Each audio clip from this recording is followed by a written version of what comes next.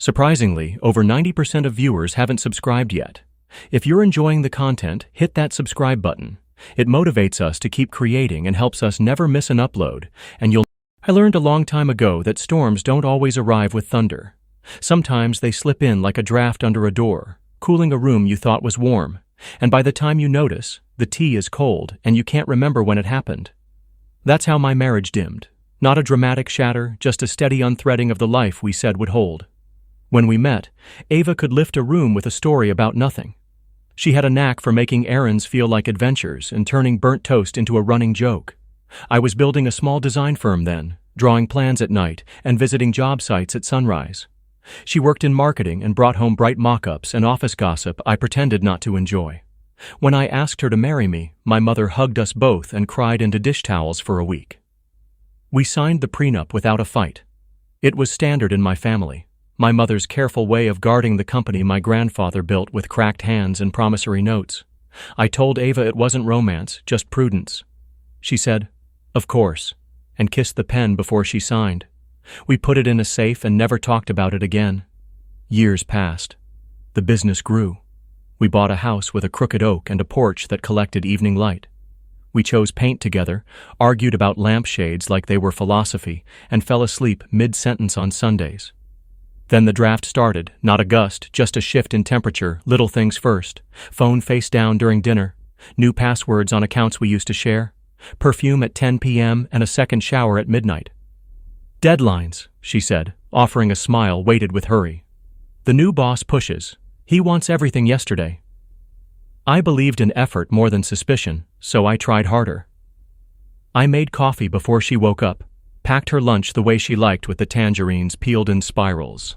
I left notes in her coat pockets that said nothing poetic, only reminders.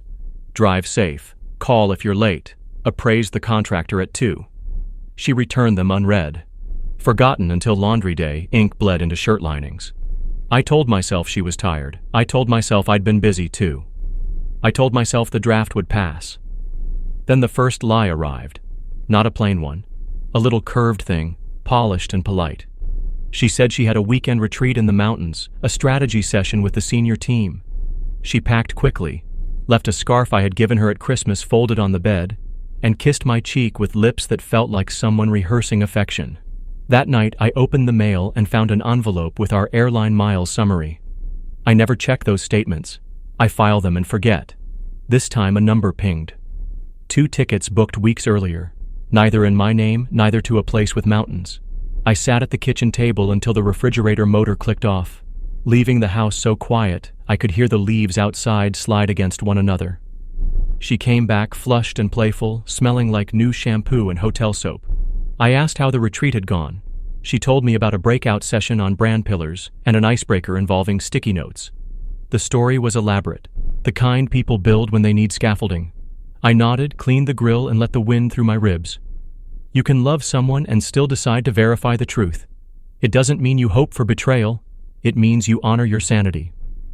I called Ruth Delaney on a Tuesday. She came recommended by a contractor who once used her services during a custody dispute. I had expected a trench coat and melodrama. Ruth arrived with a quiet voice, practical shoes, and a tablet that looked like it held grocery lists. She sat at our table, asked for water, and wrote nothing while I spoke. "I don't want a spectacle," I said. "I want clarity. If I'm wrong, I'll apologize for the rest of my life and bake her apology pies until my oven dies. If you're wrong," Ruth said gently, "we'll be glad." She asked for timelines, names, schedules, the shape of our days. I gave her the patterns: Monday late nights, Wednesday team drinks, Friday client dinners, and the retreat that went to a beach instead of a chalet. I gave her the name of the new boss, the one whose ambitions filled office hallways with caffeine and nerves. His name was Sterling Hart, the kind of name that arrives in a shiny suit. Ruth didn't blink. She asked for authorization to monitor public social media, permission to follow in public spaces, nothing invasive, nothing illegal. I signed as if I were initialing a delivery receipt, hands steady because they had to be. Clarity doesn't rush. It arrives like film developing in a tray. Slow, dark shapes turning into images you can't deny. Ruth sent updates neither dramatic nor ambiguous. Photo of Ava and Sterling at a cafeteria, eyes close, Too close for colleagues who claim they stay late to format slide decks. Video of a lobby at a boutique hotel 3 blocks from the office, time-stamped past midnight, 2 people exiting separately and walking together anyway. Restaurant receipts with totals that matched card charges I couldn't place in our budget. An event calendar for the local arts center showing a gala that happened to fall on the night of another supposed retreat, with a photograph of Sterling attending, and a woman wearing a mask with a feathered edge that matched one missing from the top shelf of our closet. I wanted to bargain with the camera. Images don't bargain, they show. I didn't confront her. Not because I was scared, though fear threaded through everything, but because I had already seen the end of arguments like that. People shout, counters thud, apologies spray out like a perfume fog nobody believes. Nothing lands. I wanted a clean floor. I wanted daylight. I wanted witnesses who did not come to fight. I asked my mother to dinner on a Thursday. She arrived early carrying a lemon cake wrapped in wax paper, as if sugar could buffer grief. She has the calm of someone who has seen storms eat barns and still plant tomatoes in spring. I made tea. We sat in the living room without turning on the television.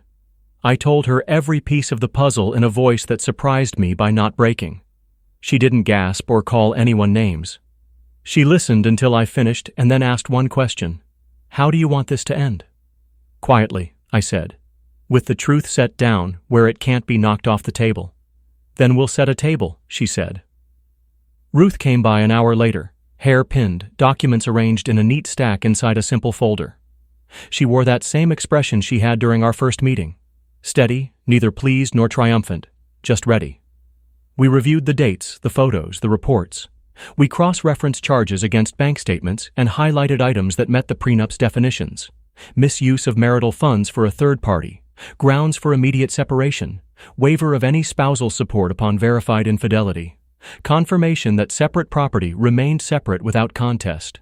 It all sounded clinical until I read the phrase, verified infidelity, and remembered the laugh Ava reserves for people who bring her coffee. I unlocked the safe and took out the prenup. The paper had yellowed a little at the edges, but the ink was strong and the signatures plain. We'd added an addendum before the wedding at my mother's suggestion, a clause I barely remembered. If one party used the other's business contacts or reputation to seek advantage while engaging in an extramarital relationship with a superior, a non-disparagement provision would dissolve. In other words, if scandal broke, I would not be bound to protect her from the truth. At the time it felt excessive.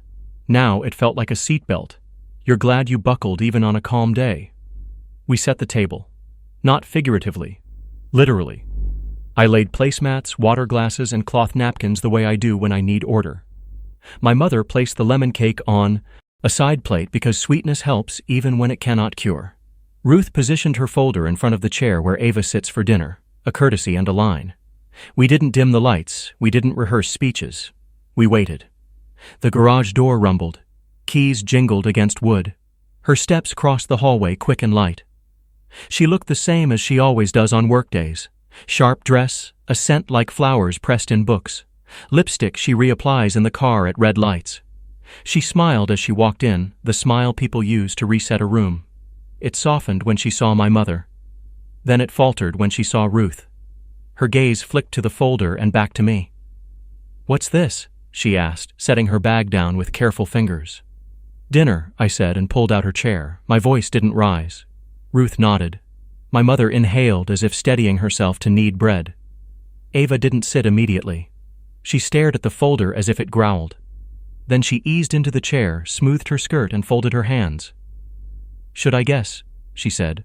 "Or will you tell me?" "We'll show you," I said. Ruth opened the folder and slid the first page forward. Dates, times, locations, no adjectives. Another page. Photographs from public spaces she can't argue away. I watched Ava's face. She doesn't crumble easily.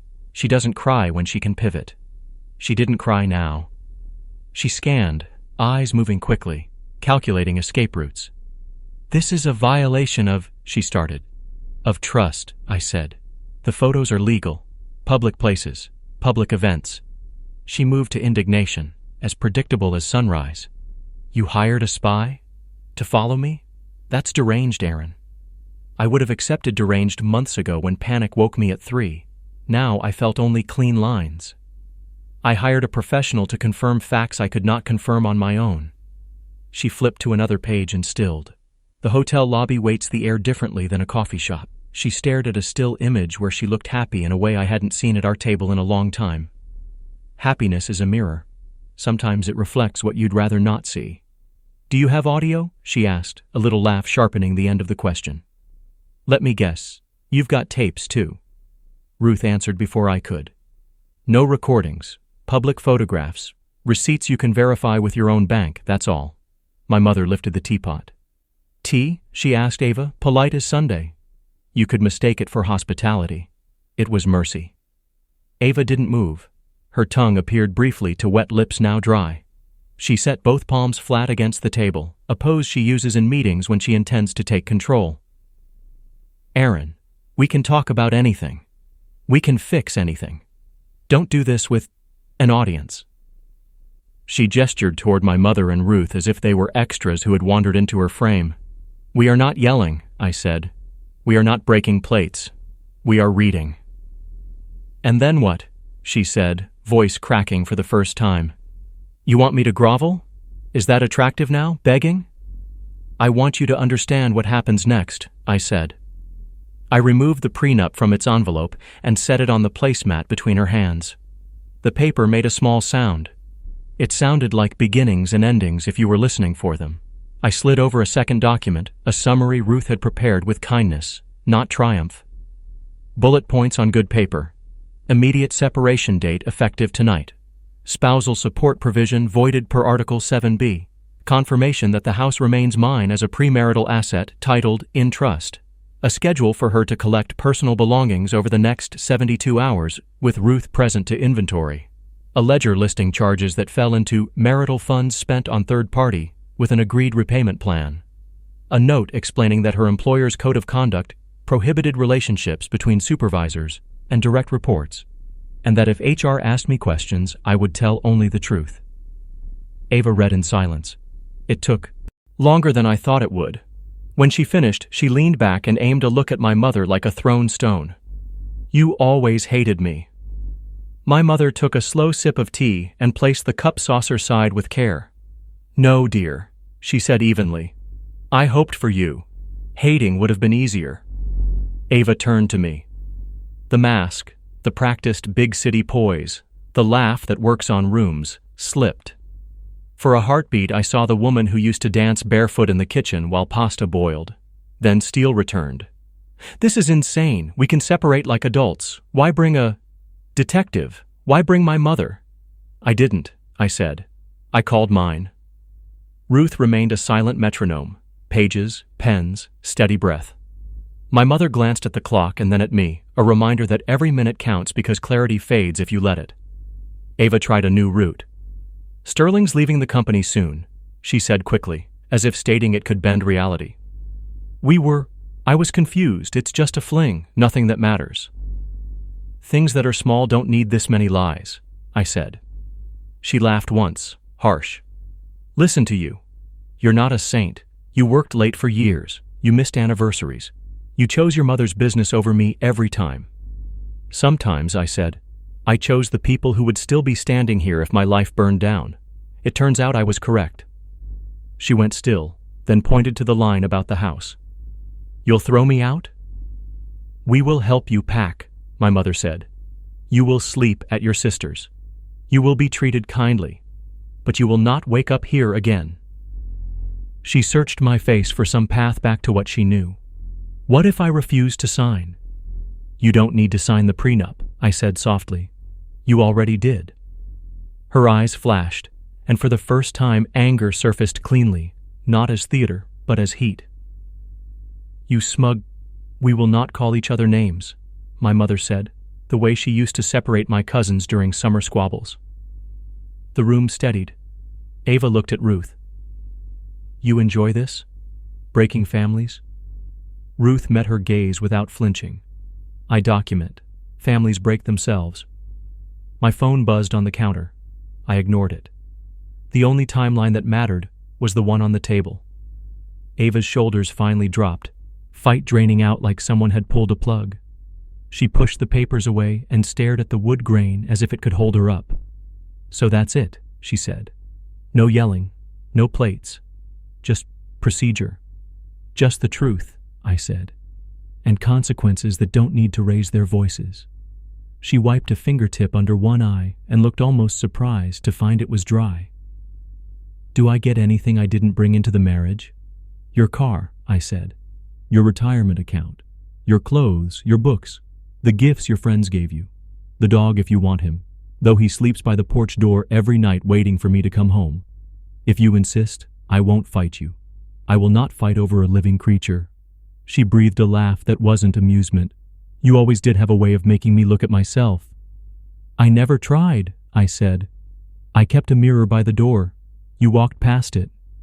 Ava stared at the folder again, fingers drifting toward the ledger of charges that would now become debts. A boutique hotel she had chosen because it had good lighting. A restaurant that served oysters in little silver boats. Ride shares across town at hours when work wasn't working. 3 bouquets, 2 theater tickets. None of them condemned her alone. Together they did. Footsteps sounded in the hallway. For a second, I thought both of us had imagined them. Then another set, lighter, faster. We all turned as my mother stood, smoothing her skirt. A figure paused in the doorway, hand on the frame. My mother's posture softened, and I understood. She hadn't come alone. She had called someone who needed to see how quiet justice works because drama makes a bad teacher. Ava's mother stepped into the kitchen, face pale, eyes rimmed with tired anger that looked too worn to be sharp anymore. "Mom?" Ava whispered, exposure replacing pride in a breath. Her mother nodded once. She didn't look at the photos or the ledger. She looked at her daughter. "We're going home tonight," she said, voice steady. "You'll pack a bag and sleep in your old room. Tomorrow we'll sort the rest." Ava's lips parted as if to argue, then pressed into a line that belonged to a teenage version of herself. She glanced at me with a kind of bewildered ache, as if astonished by the way the world had continued without her control. I slid a pen across the table, not to sign the prenup, which didn't require anything more, but to acknowledge she had received the packet, understood the schedule, and knew where kindness ended. She placed her hand near it and didn't move. "You said we could fix anything," she murmured. "Not to me exactly, not to anyone." "We always said that." "What we said," I replied, keeping my voice low, "was that we'd tell the truth even when it hurt. We stopped saying that when truth became inconvenient." She lifted the pen. It hovered. Her mother reached out and covered Ava's hand with hers. The gesture wasn't tender, it was grounding, like a nurse easing a patient back to bed. "Sign," she said softly. "Then stand up." The line Ava scrawled wasn't tidy. It didn't need to be. Ruth gathered the papers with the efficiency of someone who has seen endings before and never celebrated them. Ava rose. She looked around the kitchen as if she'd misplaced something essential. She hadn't. It had left long before this evening. She opened a cabinet, stared at the mugs, closed it. She walked down the hall without touching the walls. My mother exhaled, her breath catching only at the end. Ruth stacked the documents, secured them with a clip, and slid them back into the folder. I poured tea that had gone lukewarm and drank it anyway. The house settled. A dog thumped his tail once in the next room, and then decided it wasn't his job to make sense of human rituals. Outside, the oak leaves rubbed together like hands. It was just another night on our street. Porch lights across the way blinked on. The world did not pause to listen to our quiet courtroom. When Ava returned with a small bag, her mother took it without comment. They paused by the door. Ava studied me for a long second, the way you look at a photograph you're about to put back into a box you won't open again. "You didn't even raise your voice," she said. The words held awe and accusation in equal measure. "I didn't need to," I answered. She nodded once, and then the two of them stepped into the hallway. Their footsteps faded. The front door clicked shut with the simple sound most doors make. Nothing slammed. No drama blazed. That was the mercy and the verdict. I stood in the kitchen after they left, palms on the table, the wood cool and real under my hands. Ruth offered a small nod, then slipped away. My mother set the lemon cake on a plate and cut 3 neat slices. We ate standing up the way people do in empty kitchens after long days. "You did well," she said quietly. "We did what had to be done," I replied. She squeezed my shoulder and went home, leaving me with the hum of the refrigerator and the soft tick of the oven cooling down. I washed the cups, dried them, returned them to the shelf. Ordinary tasks have a way of stitching a torn evening into cloth you can sleep under. Before bed, I took the prenup back to the safe. The metal door closed with a sound that felt like punctuation. I switched off lights, checked the porch, and paused near the front window. The street looked exactly as it had yesterday, and yet nothing matched. I thought about vows and pens and how consequences don't need symbols to announce themselves. They lay their hands on a table, unfold paper, and wait while silence does the rest. I slept lightly, not because I feared what came next, but because quiet after a storm feels like a choir you can hear only when you keep still. In the morning, I would call the moving company, send a note to our attorney, and arrange for Ruth to supervise the packing. I would feed the dog and go to work and remember to water the rosemary in the window box. Life would move, not back, not forward exactly, but on. That's how the first night ended. No yelling, no chaos. Only the cold truth arranged on placemats, and the realization that everything she thought was secure had always been balanced on choices. The second part started before dawn, and I learned just how far quiet consequences travel when daylight hits them. Morning light came in slow, thin beams across the floor. I sat at the table with a mug cooling in my hand, staring at the chair she had filled for years. The silence wasn't heavy anymore. It was clean, like the pause after a song ends. For the first time in months, maybe years, my chest didn't ache with suspicion. Ruth stopped by around 9, her folder now thinner, just receipts and schedules left to execute. "She'll collect her belongings Saturday," she said, adjusting her glasses. "I'll supervise, as agreed. No shouting, no scenes." "Good," I said. "Quiet is all I want." Ruth smiled faintly, the way a doctor might after telling you stitches had healed. "Actions always carry receipts," she murmured. Then she left, her heels tapping the porch in calm rhythm. By noon, I heard from mutual acquaintances. News had already started to ripple. Someone had spotted Ava returning to her mother's home with luggage. Small towns and tight circles don't need announcements. They thrive on silence that looks too deliberate. Nobody called me directly. They didn't need to. They knew where I stood now, on ground that was firm, if lonely. I buried myself in work that day. Drafts, site plans, phone calls. Precision felt soothing. Measuring lines, calculating loads, everything reducible to numbers that didn't lie. By evening, I had forgotten to eat. The dog nudged my hand, reminding me life still required simple acts. I fed him, then myself, then sat on the porch watching the streetlights blink on. 2 nights later, Ava returned with Ruth in tow. She moved through the house like a stranger cataloging artifacts. Her eyes lingered on the framed photos of vacations, on the couch she used to collapse into, on the kitchen she once filled with recipes cut from magazines. But her hands stayed busy, packing clothes, shoes, personal items.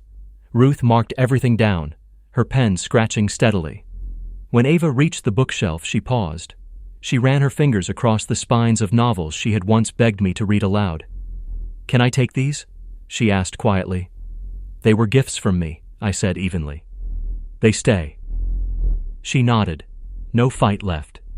She packed the rest and left the shelves intact, though her glance at them carried something like loss. At the door, she hesitated, then looked at me. "I never thought it would end like this." "Neither did I said. Her mother's car waited in the driveway. She carried her last box out, climbed in, and didn't look back. The taillights glowed red, then disappeared down the street. The house was mine again, but not in the way it used to be. Days stretched into weeks.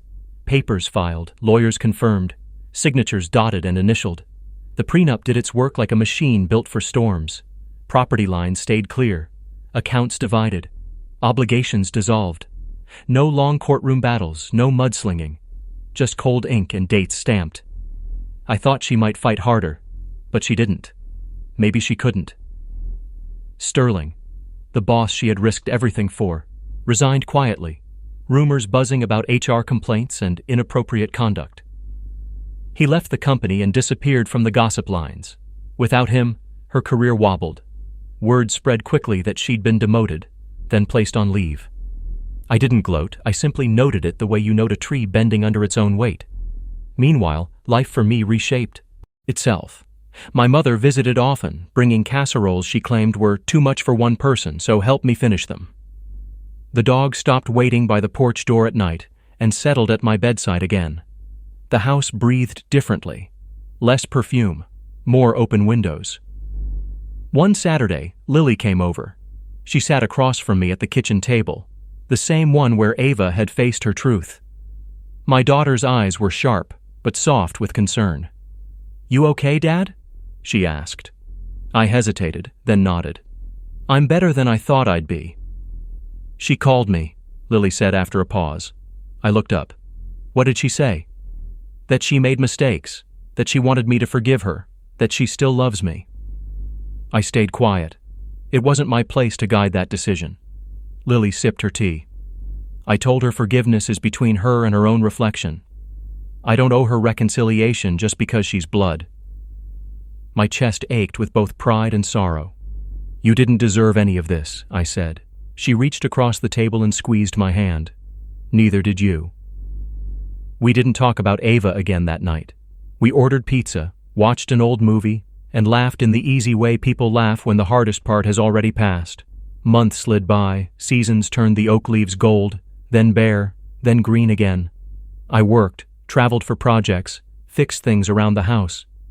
The gap Ava left grew less jagged, more like a scar, noticeable but no longer bleeding. One afternoon, I saw her in town. She was walking out of a cafe, head bowed, hair tied back in a way that looked hurried. She carried files under her arm, a faint slump in her shoulders. For a moment, her eyes flicked up and met mine. No words, just recognition. I gave a small nod. She looked away first. That was the last time I saw her. Life has a way of rewarding patience. My firm won a contract bigger than anything we had handled before. I hired new staff, watched young architects bring fresh lines to old problems. Lily got engaged, then married, choosing a man who treats her with the steadiness I always hoped she'd find. The house filled with new laughter, hers, his, children's eventually. The oak tree stood taller every year, its shade covering more of the porch. And Ava? She faded. Not out of existence. She lived somewhere, but out of the circle that defined my world. Whatever consequences she faced, they were hers to carry, not mine. Looking back, I realized the power of that night when she walked in and found us waiting. My mother, Ruth, and me. No yelling, no chaos, no broken plates, just documents, truth, and silence that weighed heavier than any scream. That was the moment her story ended in my life and mine began anew. Actions don't always bring fireworks. Sometimes they bring an unlocked door, a set table, a folder of papers, and 3 pairs of steady eyes. That's all it takes. The storm she started with secrets ended not with thunder, but with calm. And calm, I learned, is the sharpest revenge of all.